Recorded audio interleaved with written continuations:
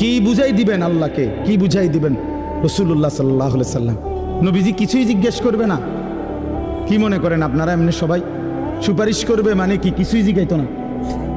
কোনো কাগজপত্র কিছুই দেখবে না নাকি? কথা বলেন না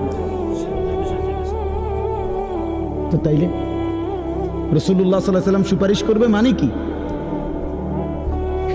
মানে কোনো কথা নাই, শুধু আপনি গিয়ে দাঁড়াইবেন আর আপনারা ব্যস্ত বুঝ দিয়ে লাগবে নাকি? তো তাইলে হিসাব করলো কেন? ডান কাদের বাম কাদের ফেরেশতা লিখলো কেন? আমল নামা তৈরি হইল কেন? মিজানের পাল্লায় ওজন হবে কেন? হাসরের ময়দান বিচারের ময়দান বলা হইল কেন? বুঝেন নাই কথা?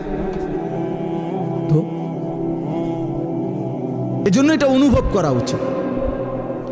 রাসূলুল্লাহ সাল্লাল্লাহু আলাইহি সাল্লাম সরাসরি তাফসিরে আছে